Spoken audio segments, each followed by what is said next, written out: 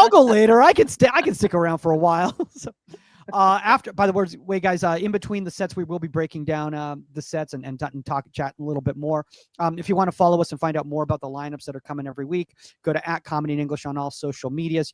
You can keep donating by going to those links that are in the chat or on the Twitch stream right now.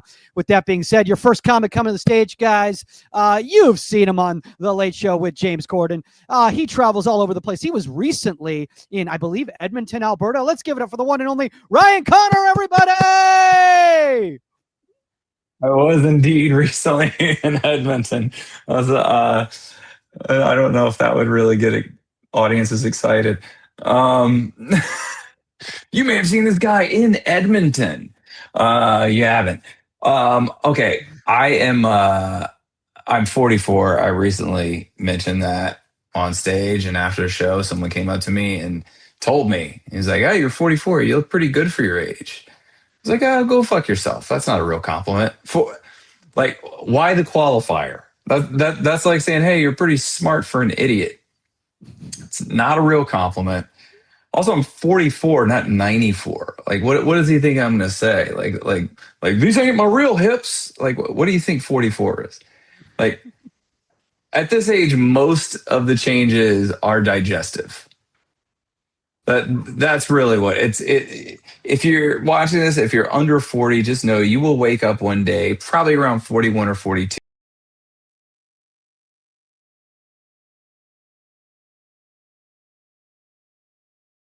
Fiber intake will be very important suddenly. It's shocking. You don't expect it, but you will wake up one day and immediate happiness will be less important than future stool consistency. It's absolutely devastating. My girlfriend recently asked me if I wanted to get ice cream, and I went, I don't know. I've already had dairy once this week. It's just sad. It's sad. If you told me 5 years ago someone said that, I would be like, then kill them because they're not living. And now it's just, yeah, that's just how I'm living. And I'm not one of those anti-dairy people. Those that exists. I don't know if it exists everywhere, but in LA, about half the people are like, we're not supposed to have dairy because no other animal has it after infancy. It's like, yeah, that's because no other animals figured out how to milk cows. like you think if snakes could make rocky road, they'd still be eating rats? Are you kidding me? Here's the real issues, Mike. I'm starting to get weird. I'm getting medical stuff now, finally. So about 6 months ago, I got diagnosed with glaucoma, which is fine. Just you do medication, you don't go blind. A few months ago, skin cancer. The softest cancer of all. It's healing though. I don't know if you can say it's covered right now, but I'm a little bummed about the skin cancer. It's just it's a soft cancer. They should have a different word for it because it just feels like stolen valor if I tell someone I had cancer. And I can just see myself in some setting where someone's like, "Hey, has anyone here had cancer?" And I don't raise my hand because it's not a serious one. And then no one else raises their hand. And then they're like, "No one here's had cancer." And then I'm like, "Oh, okay, yeah, I guess I did." And they're like, "What kind?" And I go, "Skin." And they go, "Shut the fuck up." All right. It's like minimum rectal, if you want to speak up. So I've been diagnosed with, my ophthalmologist diagnosed me with glaucoma. Then my dermatologist diagnosed me with skin cancer. And then I was just a few weeks ago diagnosed with Tourette's by YouTube comments, which is fun. It's a high concentration of doctors in those comment sections, The thing was, so there was a video from my special where apparently I was blinking a lot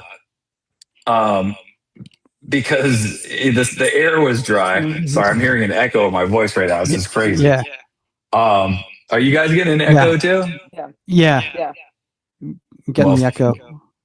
Interesting. Does somebody have the stream on? I don't know. You might just have to start muting, folks. Hold on, let's see. I don't know. Blah blah. Let me mute myself and see. Hello. Oh, there it is. I think it was critique. Okay, I'm just saying that. Oh, it was Sorry. Pratik? Oh, sorry, Pratik.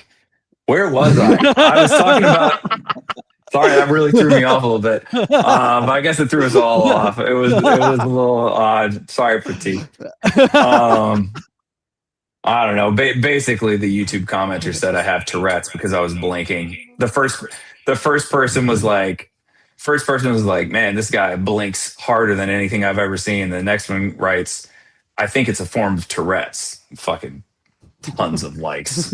Just so you know, now I have Tourette's. I wish none of us had, like when we started comedy, there was none of this, social media and all this crap. You just performed stand up, then you went to the next venue. That's the way I like it. I wish there was no social media at all. I hate it. It's just a place where people spread negativity and like tribalism. Like any given day, you can hear people say, "Oh, everyone's freaking out about that thing on social media. They're freaking out," and I don't even think it's real. It's hardly ever real because you're like, who's freaking out? What are their names?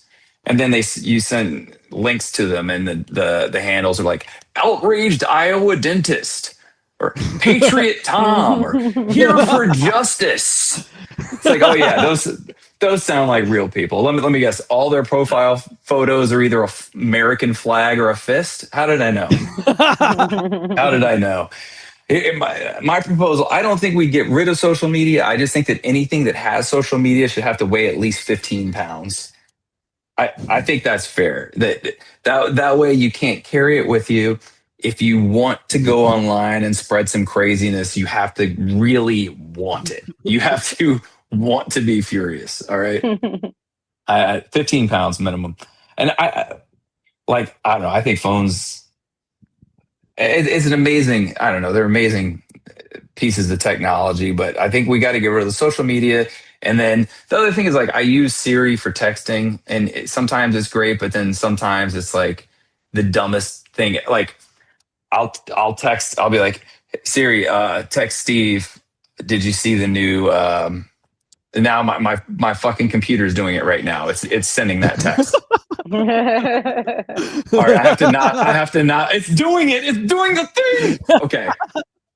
It's doing the thing I was about to say. Okay, I won't say the name, but I'll say blank. Text Steve, did you see the new South Park?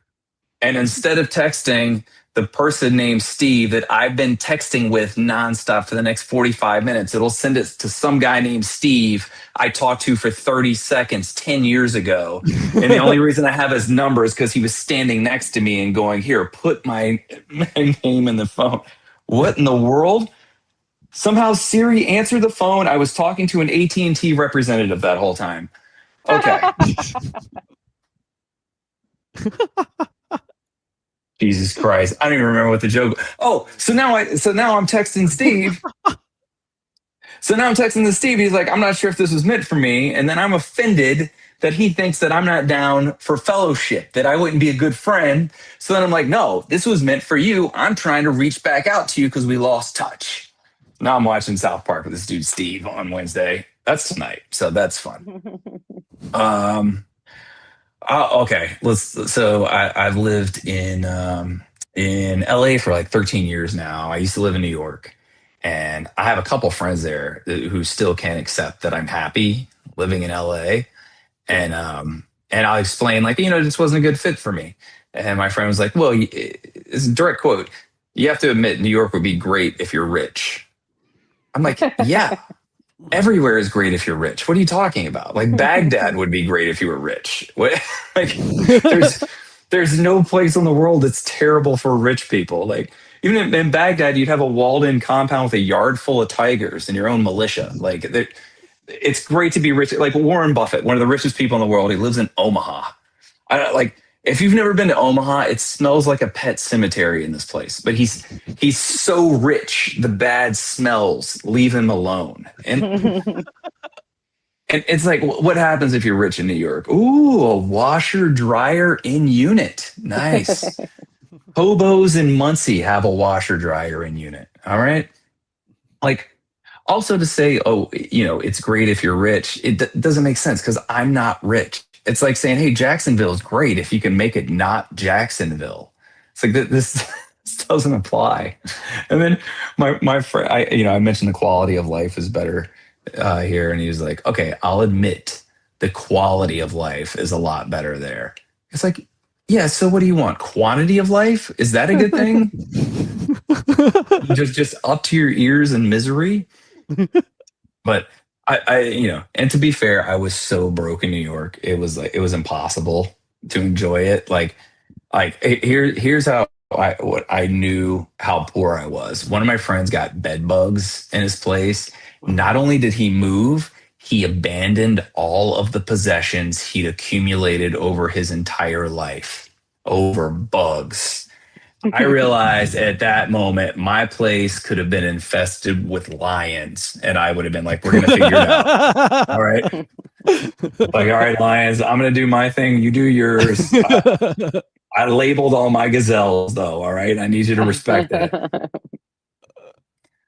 Is that, is that the time or what am I doing on time? No, you can still keep going, dude. Just keep going. All right. Shit. Sure, that was why the new, not? that was the new stuff I'd lined up. 2 hours set. You said Okay. you got 2 hours and you just kind of figure it out from the 2 hours. Let's do this. Let's do this then. So I get a lot of my news from from BBC World Service because Sirius won't let me cancel my subscription.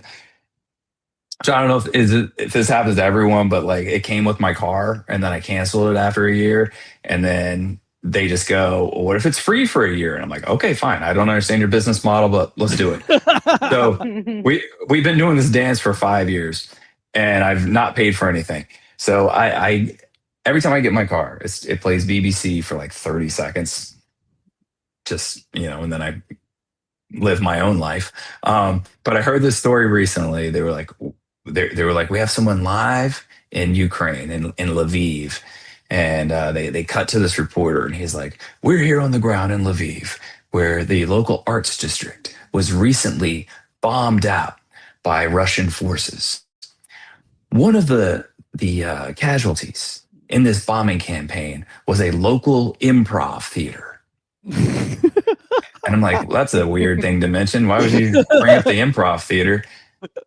And the guy goes, "So what's been happening as these families have been huddled down in the subway bunkers, this improv troupe has been down there performing 2 to 3 shows a day." And I'm like, haven't the people of Ukraine suffered enough? Like, really? They're hiding from a Russian bombing campaign, and you're going to force short form improv on them? They're just trying to live, and you're zip zap zopping in their faces. Are you kidding me? Like, I don't know if you guys have ever seen bad improv, but like all the militaries in the world combined cannot bomb as hard as improv can.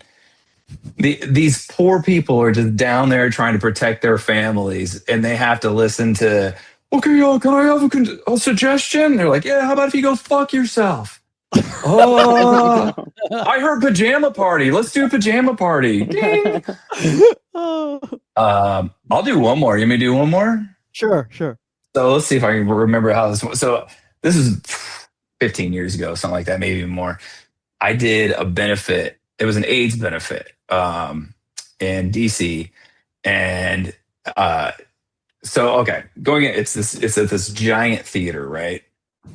And my friends and I, who were all got booked on the show, were very excited to do this. Not just, on one hand, it's like, oh, it's a benefit, it's helping people.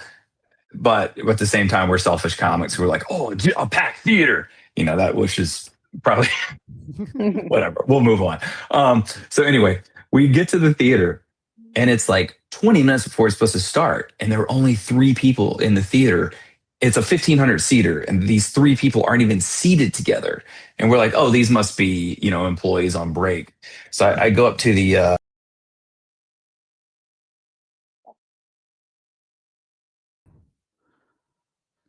Can you hear me, Kat? Yes, I can. All right. Awesome. Very cool. All right. Let me just check your levels here, making sure everything is good to go.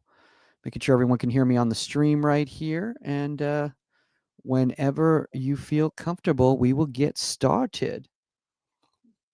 Started just working. Right, that'll help. No, Perfect. all right. Cool. Sweet. All right. Let's get this going. Here we go. Welcome to Comedy in English, everybody. Everybody's favorite international comedy show / podcast. Why is it a podcast and a comedy show? Because we've decided that online comedy only works in a podcast format. I am Michael Magid. I will be your host today, discussing the world of international comedy from all different walks of life. And with us to share in that spectacle is the one and only Kat Moore. Kat, what's up? How are you? I'm so good. Thanks for asking.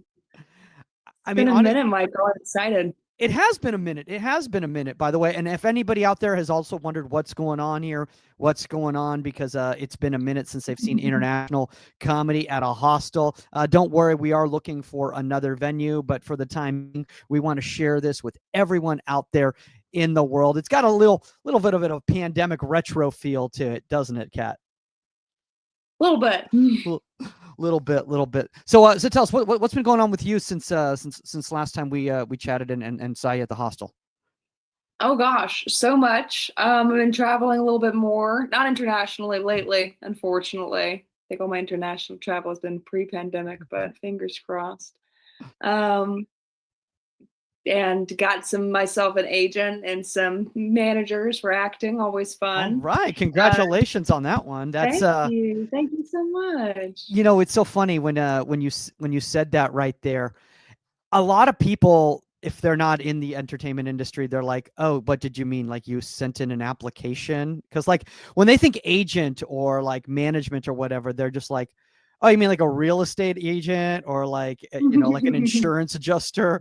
And they just think like anyone can do it. But like, it's a weird thing when it comes to the entertainment industry, because it's like it's like you're getting interviewed for a job. You're getting interviewed for a job to give people money, basically, is what it is. It's like, it's the weirdest thing when you think about it. And just like a real job interview, you have to keep in mind that you're supposed to also be interviewing them, instead of just being like, pick me. No, my managers, they give me an okay amount of auditions, but the first week I signed with them, I had the headshots taken and the headshot photographer really liked me. And so she just kept going. And so we got like, I'm not exaggerating, 3,000 photos. And you can imagine how harrowing it would be, the idea of looking through 3,000 pictures of your face up close and trying to pick 10 that you like. I probably was just never going to do it. I probably would have never looked at them. So intimidating. And so I sent them to my manager and she looked through 3,000 photos in a day and a half and picked out 10. So she can take more than 10% as far as I'm concerned, as long as she'll do that every year. I mean, look, here's the thing about that is that, like, if they're going to put in the work, absolutely worth the commission. But I can't tell you how many times. And by the way, for anyone who's watching the stream on KO Com right now, at Comedy Hub, or anywhere on Instagram or Twitter or anything like that, and you're wondering like, wow, this is really inside baseball type stuff. Now you can appreciate all the performers that you see out there, whether it's live or on YouTube or like on film and television, because there's a lot of work that goes into it, not just from them in regards to like the actual work, but like getting pictures, like doing the resume. Like, I mean, it's so funny, Kat, because it's like I would probably say that like 95% of being an artist has nothing to do with art. Maybe 99%. So much emailing involved in stand-up comedy. Much more emailing than you would possibly imagine. I mean, look, I think I will have honestly said that like the amount of times that I've gotten an email from somebody and it's clearly been copy and pasted, and I've heard of people like getting really upset about that. They're like, screw that person. They don't put a personal touch and blah, blah, blah. I'm like, this person's been doing this since 1 a.m. Like, I'm just going to give them the benefit of the doubt. Like, it's not that big a deal, but a lot of people, I think it's just the ego thing, and I don't know. But speaking of the travels thing, so where have you traveled recently? Have you been traveling any? I've been doing some shows in Philadelphia and New York. I went to Boston last year, done some stuff in San Diego. I go to Nashville pretty often. I'm from East Tennessee originally, so it's easy to get a flight to Nashville. The Bay Area. Right now, I'm really focused on getting my apartment cleaned up and fixed up so that I can do house swapping or maybe short-term rental, but you didn't hear it from me. Well, the entire interweb just heard that. So I said you didn't hear it from me, y'all. The internet, just do me a solid on this. Oh, sorry. Is the building manager literally next door? Like that was part of the joke, you guys. Okay. And so it's a disaster right now. So I'm also cat sitting for a friend of mine. So there's 4 cats in my place, and so it's like if anyone walked in this apartment, they would immediately call hoarders. I'm not even a hoarder. It would just be the only person they could think of to call that would handle it. And so then today, my water's shut off for maintenance, but they didn't tell me they needed to come into the apartment. I think it was a last minute thing. And so they knocked on the door and I was like, hello. They're like, we need to come in. I was like, please, God, no. Please, no. I'd rather you shot me in the face than came into this apartment. And they were like, okay, we could come back in 10 minutes. And I was like, 10 minutes won't help. Just come in now. Just promise you won't tell anyone what you've seen today. Like, by the way, I don't know if it's the same thing with your building, but this happens to me with my building. They seem to choose, I don't know, when I'm podcasting or doing an audition or I don't know, having a very important conversation with like a lawyer or something like that to walk in to have to check, because they're like, yeah, there's an issue with upstairs with the pipes. So we just need to make sure that everything's fine here. I'm like, well, this doesn't concern me at all, but okay, sure. Why not? Why don't you come in unannounced? That's a. Oh man, no, you guys are bad. I've done that. I flooded my downstairs neighbor's apartment. Sorry, y'all. It's the hair. Is it the hair? Is it the hair come from the drain? No, I just took a bath and forgot I was running a bath. That's amazing. That's part of the reason I'm painting. I warped that floor. I'm not getting that deposit back. So you might as well go all in because I'm not getting it back. Oh my God. Speaking of deposits, guys, there are ways that you can to help the show out right here, guys. If you're watching on Twitch, if you're watching on YouTube, Instagram, Twitter, wherever you're watching, or if you're in the private Zoom room right now, guys, if you're wondering who's in this private Zoom room, you can come into this private Zoom room. Guys, if you're in the private Zoom room, turn off your cameras, turn on your microphones, comedians feed off your energy. We can chat with you too if you feel comfortable with it. Also tell us in the private chat where you're watching the show from, whether you're watching on the stream or in the private Zoom room. You can donate. You can do it through Venmo, PayPal, Cash App, and even Stripe, which sounds like way too advanced for my taste. But yeah, if you want to use your credit card and use that Stripe account, you can do that, and that is all in the show notes or in the comments, guys. Kat, speaking of travels and expenses, what are some of the things, like in regards to like when you've been traveling doing comedy, that you've noticed has like been some things that, I don't know, you've either had to be like kind of like cognizant of, or you were kind of, when you were on stage in the middle of it, you're like, oh wow, this does not translate here at all, whether it's international or domestic? Well, it brings up actually the first time I ever did stand-up comedy. I wanted to do it. I loved stand-ups ever since I was a kid, but I couldn't really admit to myself I wanted to do it. But the first time I ever did was in Shanghai when I was studying abroad. Wait, what? Yeah, and people always ask me if it was in English, and I'm like, I don't have balls of steel. You hear clanking when I sat down.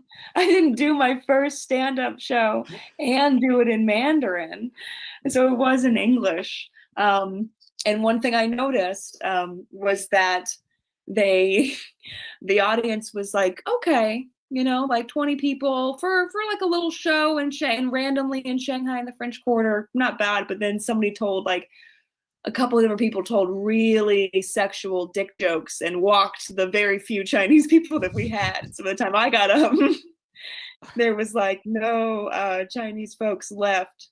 And so people would be like, and I remember in the beginning of that show, they'd be like, do not make jokes of the Chinese government. Do not make jokes about me telling you not to make jokes about the Chinese government. We will be shut down. I cannot find another new venue.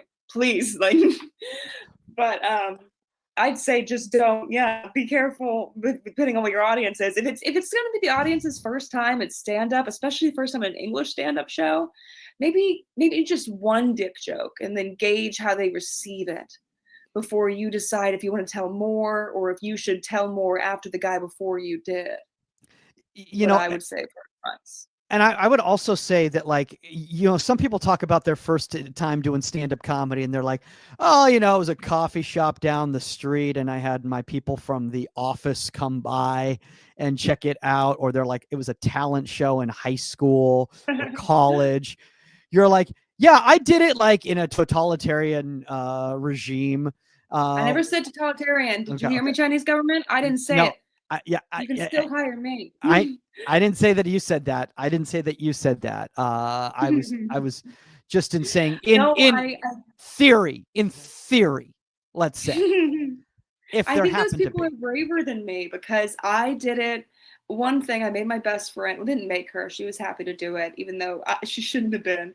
She listened to me practice the same 5 minutes, probably upwards of 55 times. To get ready. And then I watched them do stand-up twice, but I was too nervous to talk to any of these stand-ups. They seemed too cool.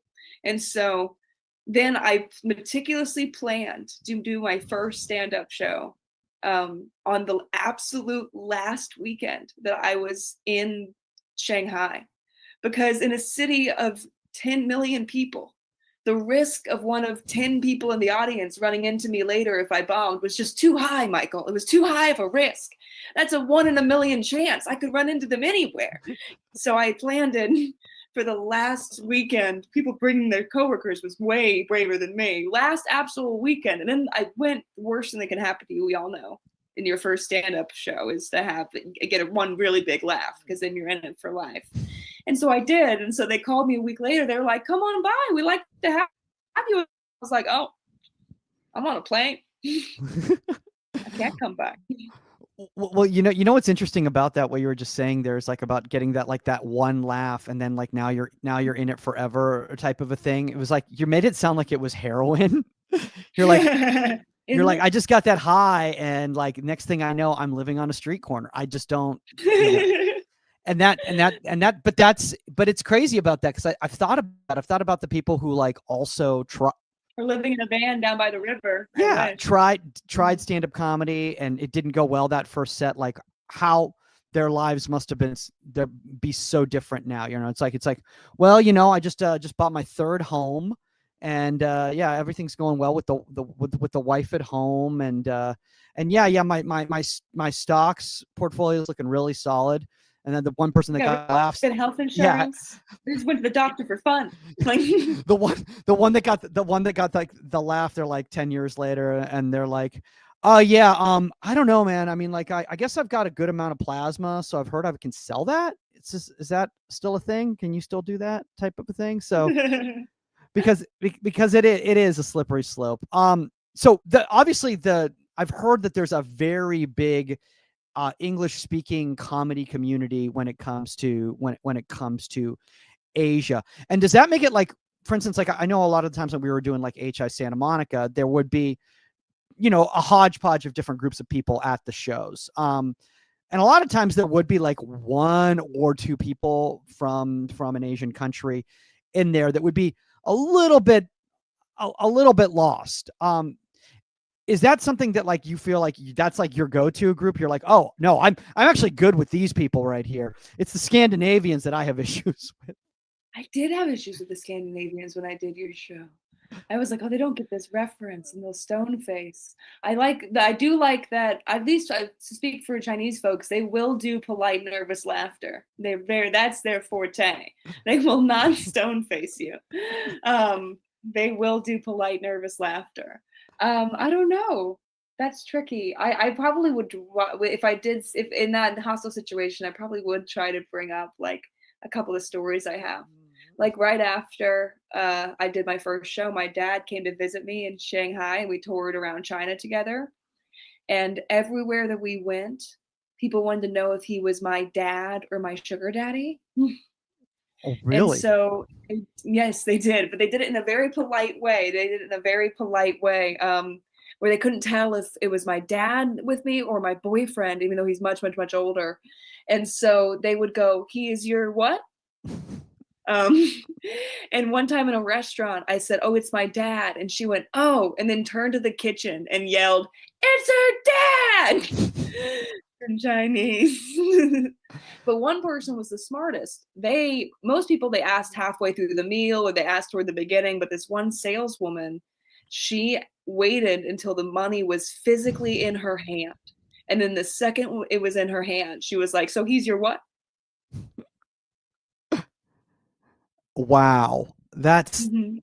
that's unreal. I mean, the thing is that like that's not also not uncommon in Southern California either. Exactly. Where is this? LA? Yeah, Like, exactly. what do you think's going on here? Oh my gosh. I was They actually, treated me a lot better once they figured out he was actually my father. well, I mean, the thing is that nowadays they're doing wonderful things when it comes to to cosmetic surgery. For all you know, you could be 65. I don't know. But you're like, what Zoom filter's on right now? I'm a little confused on what's taking place right here. So Kat, I want to ask you about this though, because like you did do the show at HI Santa Monica. What were some of like your favorite experiences that you had performing for like a multitude of different countries at the same time? Well, it's nice to make people from all different countries laugh, even if sometimes you do realize too late that your Civil War joke probably isn't going to go over for this crowd as well as you hope. Or they'll be like, wait, Um, that's not how I remember the Civil War. The Civil War took place in like, and you're like, that's a different Civil War. That's not. No, that's Not the one I'm Slovenia's referring. Civil War. Yeah, That's my exactly. apologies. I should have been more specific, and I apologize for that. Like, That's how American centric we are, though. Sometimes it's like we'll just bring up things like like the Civil War, and we'll just like they're like some people from other countries will be like, oh yeah, that was a difficult decision. My parents had to flee and everything like that, and I'm like, I should have said the American Civil War because they're not on the same page as I do love me on that. that every single country in the world puts themselves in the middle of the map when they make a map. That's my favorite. Wait, Although is in that true? Is that America's, true? yeah, every country puts themselves in the middle. I didn't know China's that. map, China's in the middle. America's map, America's in the center. Center, I should say. They Okay. put themselves front and center. Okay. I think Australia even has their own map with their front and center.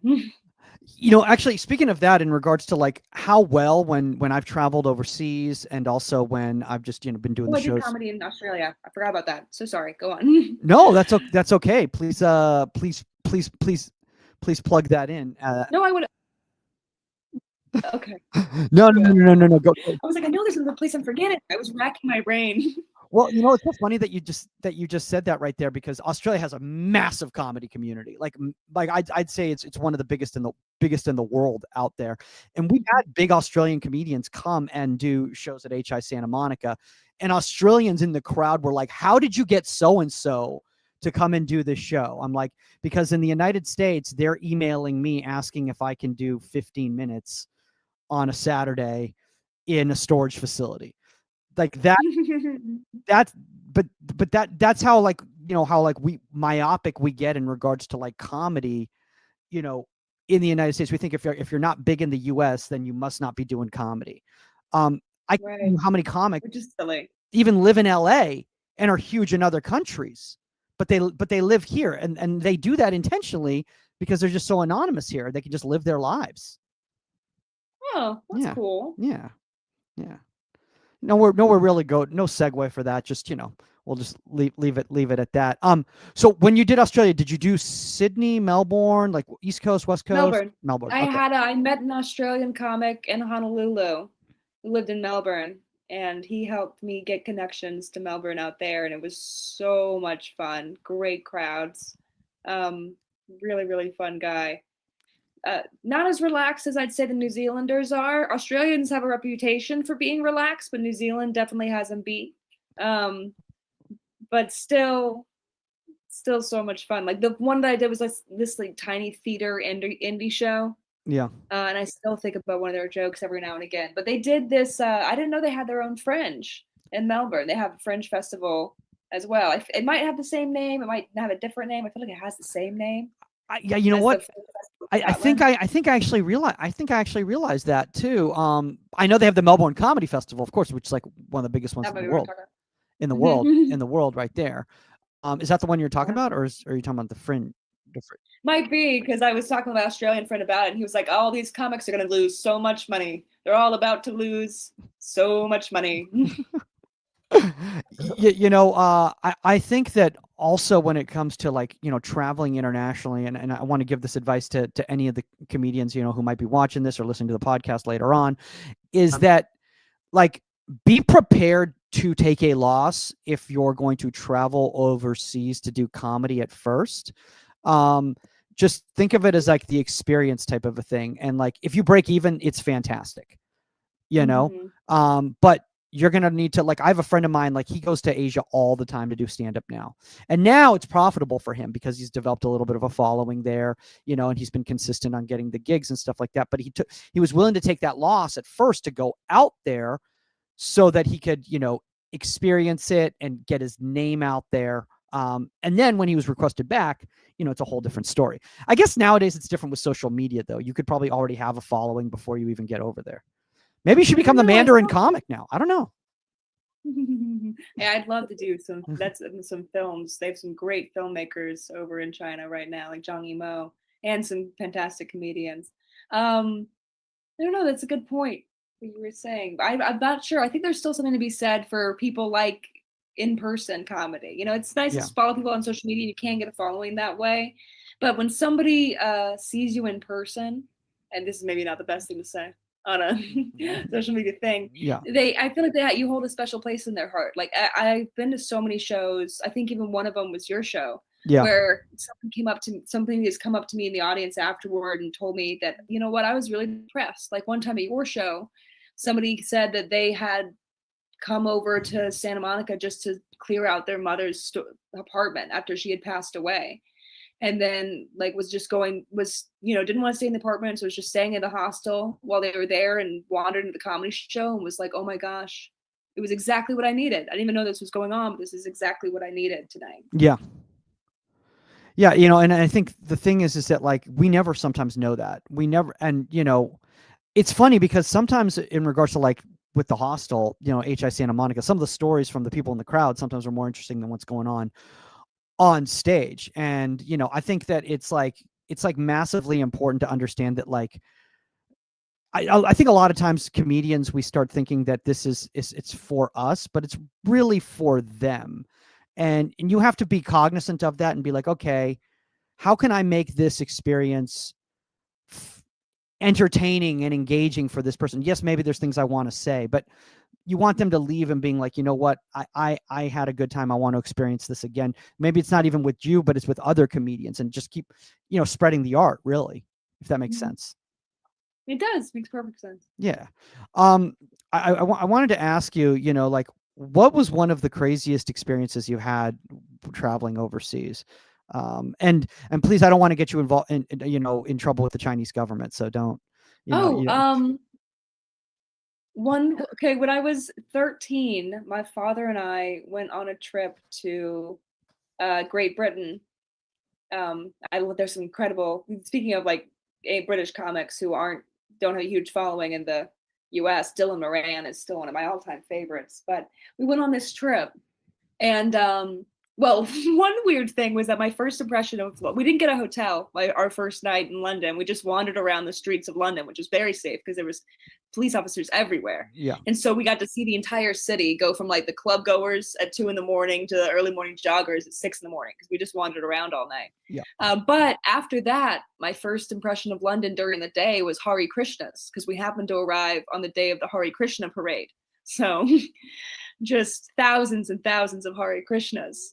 But what was really weird was every single time we would go to get on a train, there was always a big to-do where they would like look at our tickets and then look at us and then look at our tickets and then look at us and then be like agitatedly on their computer and then agitatedly on their computer some more and then looking at us and then calling somebody and then agitated on their computer. And it was only us that this was happening for. So we were like, what's going on? How is this happening for us with every single time we get on a train? We got on a lot of trains. And eventually we figured out, they told us that in England, there was no way for them to put in their system that it was a father and a daughter traveling together. Their system only recognized that you were trying to put a man and an underage girl together. What? And it wouldn't allow you to do that. And so to get around it, they had to lie and say that I was a boy because my dad didn't want me to room with a strange woman. He didn't know. Oh my The God. only way to do it, a father and a son could stay together and a mother and a daughter could stay together, but there was no way in their system for them to put that it's a father and a underage daughter. Like their system was like pedophile alert, I guess. And so I don't know what's going on with England in the state of their father-daughter, bonding time, but it's not looking good based on that. So basically, if you talk to like any English man like over the age of 40 who has a daughter under the age of 18, he's like, it's not my fault. I'm not a deadbeat father. I'm just trying to be a law-abiding citizen here. I don't know what to tell you. I would love to have her come see me and stuff and travel, but wouldn't you know it, just can't do it. That's crazy. I think one of the things that I think about with that is that it's these, sometimes a lot of times it's like little cultural differences that kind of, you kind of, I don't know. Sometimes like I feel like as Americans, like we post judgment based on like our point of view on others and go, that's because whether what's right, what's wrong type of thing. I mean, I don't want to get sociopolitical here or anything like that, but I think that's also something that we take in mind in regards to like doing stand up in other countries or for people from different places. So like everyone's going to have things that are quote unquote, wrong or right based on, on their culture. True, exactly. And I actually tell people to give America more slack because they're always like, why is America so weird? I'm like, because we're by ourselves in the middle of the ocean with just one neighbor we don't speak the language of and one neighbor we don't really talk to because they're kind of lame. And that's going to make you weird. We don't have other countries around us. We're just alone playing our weird football game, measuring things how we want to measure it. What do you think was going to happen? You leave your cousin in the woods by himself for 10 years, he's going to come out a little different, Oh my gosh. I never thought of it before like that. Like we just have like socially awkward neighbor who doesn't really, we don't really. We're the homeschool kids. Yeah. Oh my God, we're the which is why we don't engage in wars. Like we don't get involved until well, we do when it involves, when it's our personal interests that are getting invaded. But other than we're the homeschooled kid that his dad likes guns. That one. I will say this though. It's funny that you brought up Hawaii and Alaska because like, I feel like Americans know less about geography than the rest of the world does about our geography. I mean, like, how many Americans literally think that Alaska and Hawaii are near each other? My poor Hawaii friends used to feel so bad about themselves because their geography was bad. And I was always like, give yourself a break. If you tried to take a road trip, you would die. Like, it's easy for Europe to know where things are. They're all playing soccer against each other and they can travel to each other. But like my one Hawaii friend, we worked together and she called me over and she was like almost crying. She was like, I feel so stupid. And I was like, what happened? Baby, what happened? She said, this customer came over and they said that they're from Canada and that they drove to Alaska. And I said, what do you mean? Do you have a boat car? And they laughed at me. And it turns out that Alaska's not an island, but when you look at it on the map, it's by itself with Hawaii by itself. That's amazing. That's amazing. Yeah, I think the thing is too, like in regards to that, is that like I think that Europeans also need to make sure that they're tight on their American geography before they plan their trips here, because I can't tell you how many times I've met people and they're like, yeah, I was so right now on our itinerary we're going to Vegas and then Seattle, then Houston. Then I'm like, do you have any idea how far these locations are from you? But I think when you grow up with, like, I don't know, across the street is a different language, you don't think about the distances of our country, and it's massive. I mean, obviously when you were living in China, people also don't realize how big China is, I'm sure. I feel like Americans know how big China is because we know it's roughly our size. But I do feel bad, and I also feel bad that when people plan trips to America, our most fun and most American things to do are the least accessible, like tailgating and camping and things like that. Like, there's not a lot of services to go do that. You can go visit the cities, but to go do quintessentially American things, it's hard to do.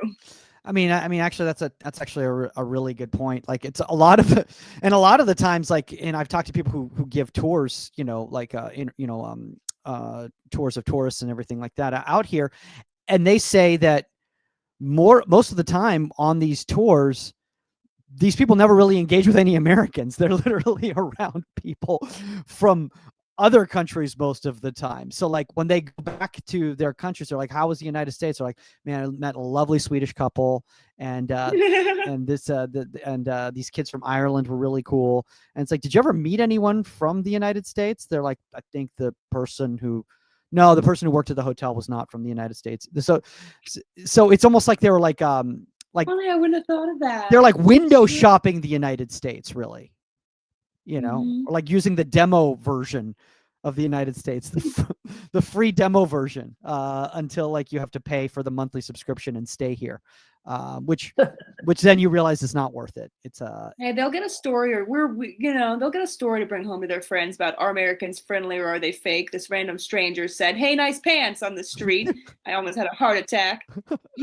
That's very true. Well, speaking of heart attacks, hopefully no one's had a heart attack already listening us talk about international travel and international comedy. Kat, I'm going to give you the opportunity right now. It's totally your call. If there's some things that you want to work out with me, you can do that right now, and then we can break it down some of these bits, and then we'll kind of wrap everything up. But you down with that? Yes, totally. All right, awesome, guys. Your comedian coming to the online stage right now. Anything you want to plug right now, by the way, Kat?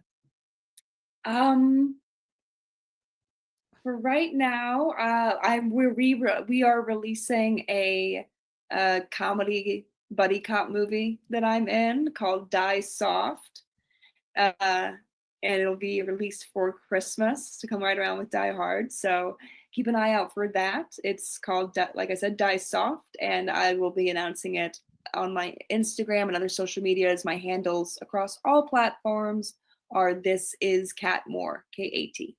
Awesome, guys. So make sure that you check out Die Soft when it comes out this holiday season. But until then, the one and only Kat Moore, everybody! Kat! Woo! Thank you. All right. Oh, this is exciting. I get to have something broken down with by Michael. Okay. All right.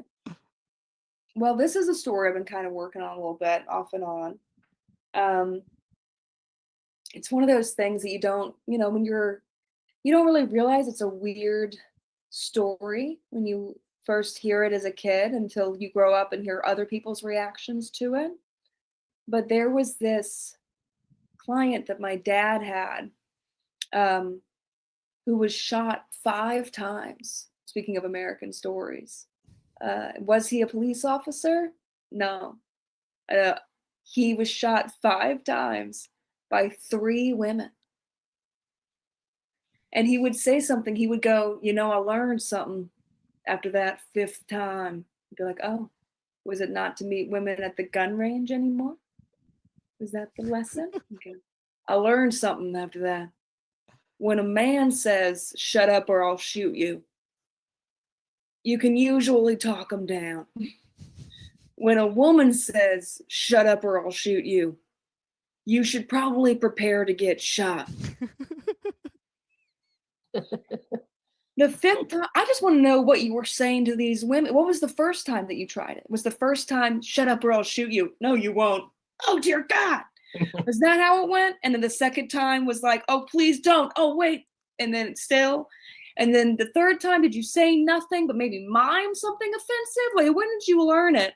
And the most pertinent question of all to me, those numbers don't add up. Who shot you twice? Or did one person shoot you 3 times? Just go absolutely ham and shoot you 3 times in a row. Because to me, after I got shot the first time, I would probably just never talk again. So that's the rough bit of where it's at, Michael. I think, the funniest thing about that whole thing is it's just in regards to like the whole contrast between like, and obviously, it's been done to death before about the differences between men and women type of a thing. But like the also just the lack of men and women being able to communicate with each other, I think is really expressed in that bit as well too, because like the fact that man believes that they can talk down the other man because like they know how they're thinking, they understand their process, their thinking process, but the fact with the women that they're just going to get shot because there's no hope here because that's how I'm seeing it.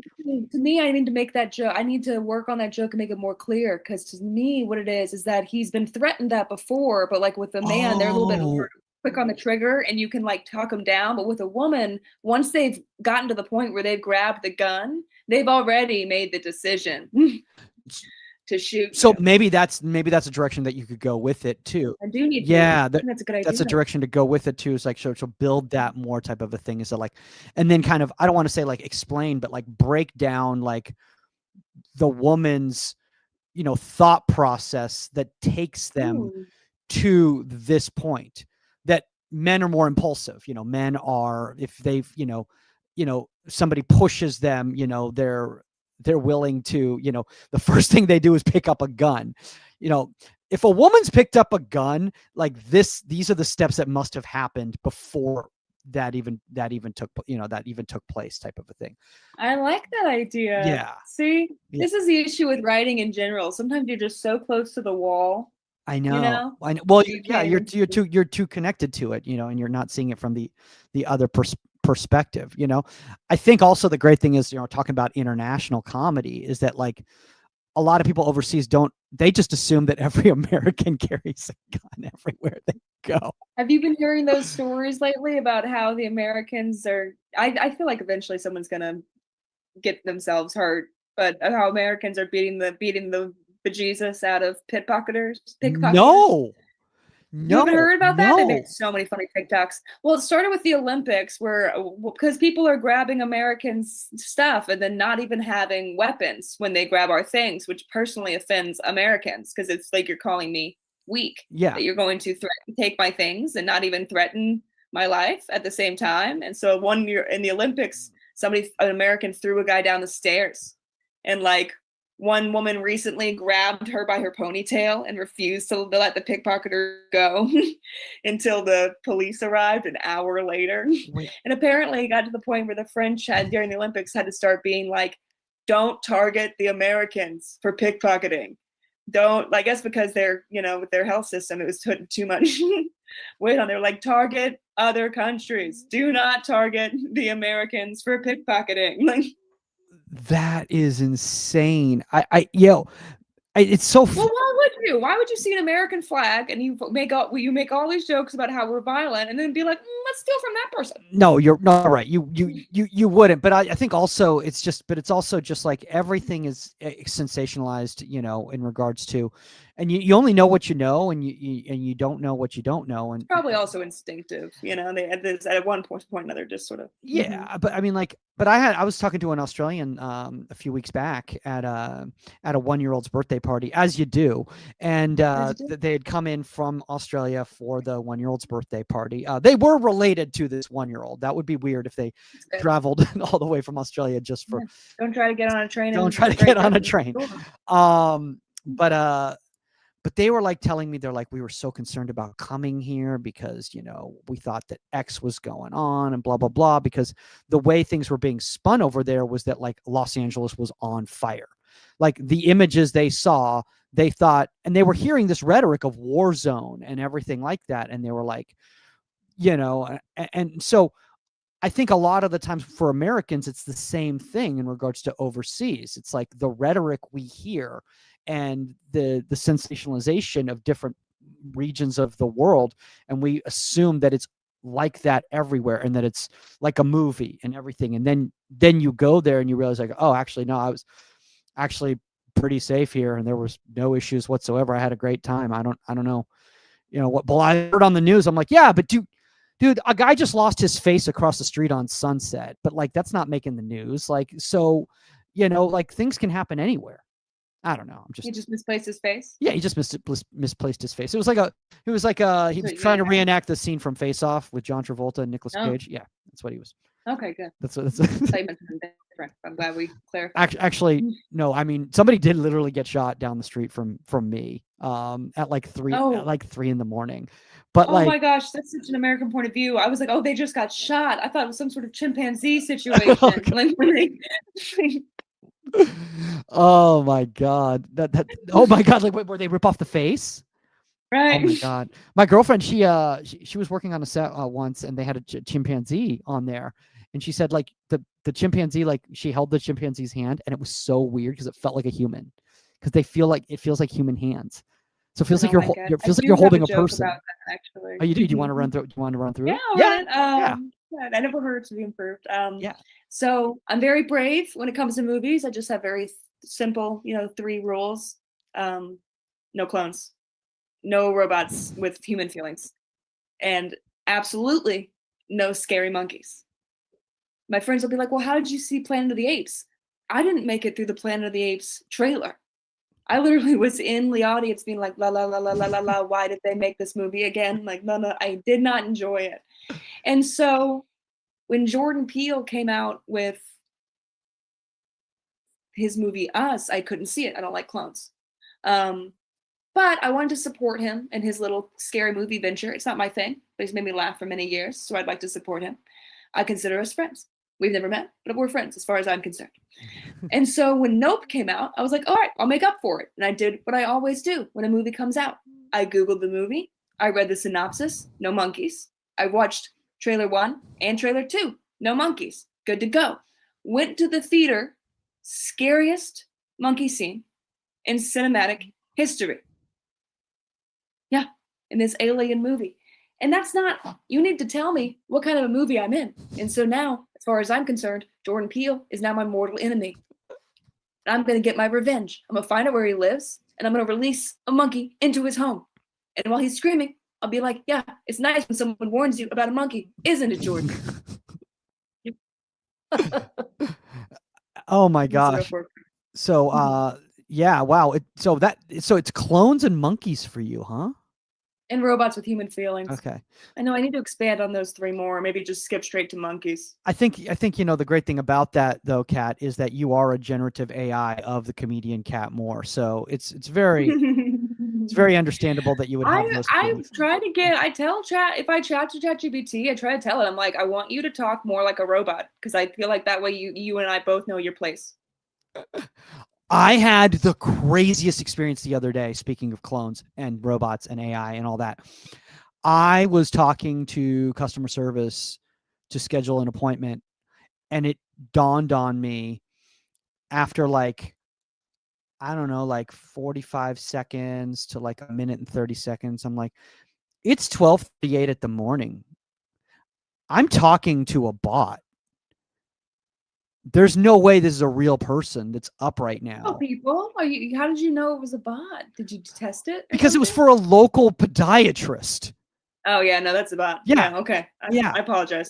I Yeah. If it was like Amazon or something like that, I'd be like, yeah, it's outsourced or whatever. Yeah, Geico or something. Exactly. But no, that's a bot. That's a bot. See, I like to know who I'm, and then because then I feel like a fool. But I also was being so casual with it. And it picked up everything I said, and it responded back like it was a person, and it sounded like this woman. That is so scary. Do you realize how scary that is? They were getting good at it. It's very scary. That was really scary, and it wasn't until they went like, "Okay, cool." Well, she didn't say cool. That would have been amazing if she. That would have been cool. If they had. That's 1950s slang. They should say cool. Yeah. They said, "Okay, great. Well, we'll transfer you. I'm going to transfer you. I can't handle that right now. So I'm going to transfer you over to the local office so they can finish the scheduling for you and change that appointment. Hold, please." And then I realized it when they did that, I was like, oh, the reason that they can't do this because that office isn't open, which means that they can't communicate, which means that like, I don't know. It was just really. Why'd you have this whole long conversation with this robot? I had like a 2-minute conversation. Hold on. Let's let's look and see how long I was on the phone with this robot. Let's see here. Now she's not only a robot, she's a time waster. She could have just transferred you right away. 4 minutes. Dang. 12:34 in the morning. You're like in that movie Her. You were halfway to being in love with this. Oh my God, I was in a relationship with this robot. Yeah. You were like, so what are you doing after your shift? Oh my God. I mean, yeah. What are your thoughts on that? You know, I know this isn't really in regard. Well, actually, no, this is on the international tip, because the thing is that like, it seems like especially in Southeast Asia, and East Asia, you know, it seems like the robots, the androids, they're really starting to get very lifelike, and they're, I don't know, it's creepy. I don't really have many thoughts on that, because I feel like my thoughts aren't going to make much of a difference one way or the other on if it's I'm like, if I think, oh, people are still going to want the real thing and do the real thing, yeah, that's probably true. But kids, when they grow up with stuff, they don't know something's different, like, so they just know the world that they're in. So I haven't formed, I kind of consciously haven't formed all that many opinions on it, because I feel like, yeah, sort of along for the ride, yeah, in regards, you know. I mean, the thing is, it's Sorry. like, you know, I hate to be wrong so much that I just won't form any. Well, I was really happy to hear last week when a lot of high profile, artists were like, I'm going to, like, if my reps sign the AI, then I will drop them. And because these people were so high profile, like, no agency touched them. But if they hadn't said anything, like, they absolutely would have signed it. And that is really concerning to me, because as a lot of people were explaining, it's like this program is essentially an amalgamation of different people's performances, which is how they were trained to be an actor. And it's not a performance. It's a code, and it's just repeating things over and over again. So there's no, I don't know. We're getting how real. It does make me want to get better at acting, though, and take more classes, because it's like, listen, I cannot let my nerves make me a worse actor than an AI. Than an AI. I think I gotta at least make it so that I can be on par. You know, because you know how it is. You get nervous, and then all of a sudden you're very robotic. Yeah. And now what? The robot's not robotic, and I am. That's not cool. I will say, though, I am okay with generative AI taking over the influencer world. That's cool with me. I am fine with that. Influencers have a tough job. I've done like one or two like little like things just for like a friend, and I end up being like, oh my gosh, if I have to reshoot this little thing one more time, I'm gonna throw my phone out the window. It's so hard to do short form content for me. Like, it's easier for me to do something like this than it is to do like 5 seconds, 10 seconds. It's just lonely. They spend a lot of time in a room by themselves. Yeah. Or in a room with a lot of people crunching it out, but that's only once you reach a certain level. I don't know. I just know I couldn't do it. So I have respect for influencers, because it's not for me. No, you're right. It is a hard thing. It's a hard thing to open a box and pull out that shampoo bottle and show it to everybody. You're right. It's very Ryan. What is it? Ryan Rates Toys. Listen, he's putting in so many hours. rating those toys. It's funny that you mentioned that, because I was just thinking about like self-taping, and I know this getting back on the industry tip or whatever, but talking about AI, talking about automation, talking about streamlining everything. I hate the self-taping. I can't stand it. I would much rather go somewhere and be in front of people and actually feel that energy type of a thing, or do a Zoom audition. But I like Zoom, but like the self-taping thing, first off, it's like, they're like, I've like the amount of auditions they can give you now because of self-taping, but quantity doesn't necessarily mean quality. So True. it's like, am I just getting self-tapes because they're just willing to look at anybody now? And partly because, and this is relevant to everyone, you can always tell when the economy is in a slump when A-list actors start doing commercials. Mm-hmm. And so, because so many of the commercials are A-list actors. And then I also get a lot of non-union commercial auditions for companies that I know can afford to pay unions. Yes, I'm like, thank you. This isn't one of them, because I'm not going to, I don't know, maybe I should. But like, you'll get the equivalent of like Apple or Walmart, and it'd be like, you have the money for union. And I know you're making it harder for yourself to do non-union. You're only going to pay $600 for the equivalent of an Apple like commercial. It doesn't make any sense. And it's crazy. It makes sense because the thing is, I think they said something like 70% of commercial auditions are now non-union, of commercials that are shot are now non-union, which makes it, obviously there's the whole thing, which is why a lot of reps, when people are SAG eligible, they just tell them like, don't become SAG-AFTRA until you have to become SAG-AFTRA, because, it limits your opportunities type of a thing. But at some point in time, you are going to book a SAG-AFTRA gig, and you're going to have to, like, what do you say? No, I'm not going to do this Volkswagen commercial, so that I'm available for the local dentist. But that being said, the local dentist, there needs to be a market for them, non-union, so that they can be able to do the content that they require for their own marketing based on their budget. But like, there's no reason that Microsoft or, Chevrolet or, Uber or DoorDash or any of these big companies, like any name brand needs to do non-union, because you can afford it. And if anything, I think that's just like such a slap in the face, to the talent, to being like, we don't value you enough that to make this a union project and pay you what you deserve for this gig.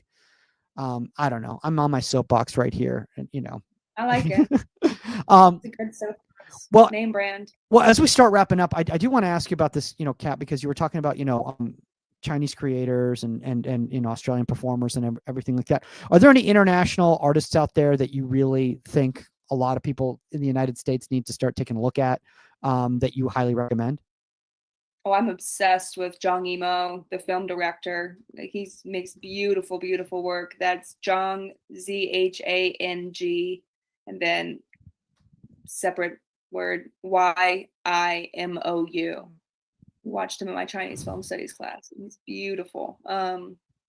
So that'd be the one. And Dylan Moran. And Dylan Moran. If you want to watch a comedian, because you're listening to a comedy podcast, that might be more your style. Yeah. Dylan Moran, even his older stuff, his newer stuff, he's so funny. He was part of this show, Black Books, which is one of those shows that is not meant to be binged, but I sure tried anyway. Like he figures out that he can delay putting his taxes in if he's in serious physical stress, and so he goes out and is like, which one of you bitches wants to dance, to try and get people to beat the crap out of him.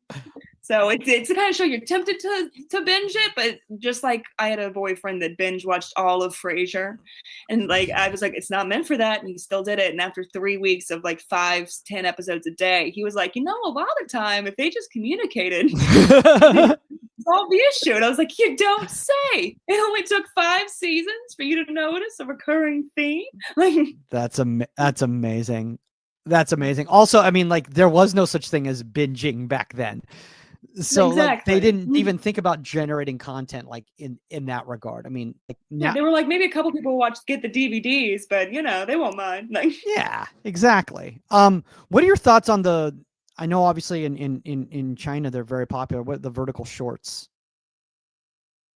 Oh, it's so tricky because I did see one that was produced in China, one about an emperor in disguise as an impoverished person who ends up this girl gets married to him through an arranged marriage type deal, but she thinks he actually is impoverished. And I was on the edge of my seat. I was like, when's she going to find out? What's her family going to do? I had to leave TikTok and look up the website to find when the next episode was. So that made me be like, okay, there's something there. But on the other hand, I don't, you have to be so careful because you could also end up in one where it's is it bad writing or is it bad acting? I don't know. So I'll blame the actor, and where I'm in love with a werewolf, but the werewolf was already pregnant, so as I say that sounds like a good idea. I'm going to write that. I think one of the things is, and I was talking to somebody about this, is that, we talk about cultural differences and we talk about, it goes both ways.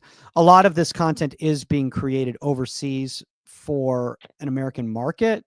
And a lot of the times they're using their. But I think produced here. I have a friend that does them, that gets auditions for them and acts in them. Yeah, but all sometimes. the writers and the producers Writing. and directors are all from overseas, and so Right. I'm thinking like they're just they're using their POV of the American market and culture to create content, which is then being Google translated from, let's say, Mandarin into English, and that it might not necessarily translate directly like that. So I think I'm going to give them a little bit of the benefit of the doubt in regards to.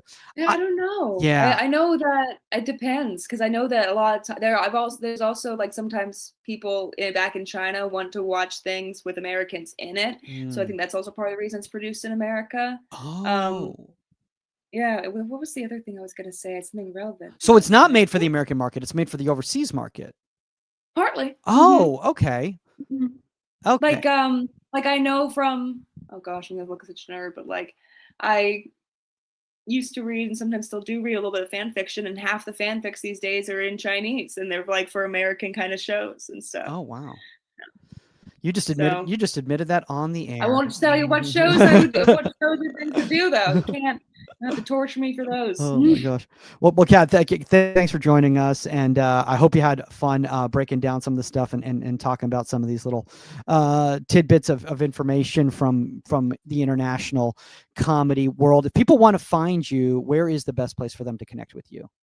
Best place to connect with me would be on Instagram or on TikTok with This Is Kat Moore. I somehow got that handle for every social media platform. Kat Moore is a pretty common name. There was a band in Texas called the Kat Moore Band, and I actively prayed for their downfall for years until they finally broke up and gave me back my Google results.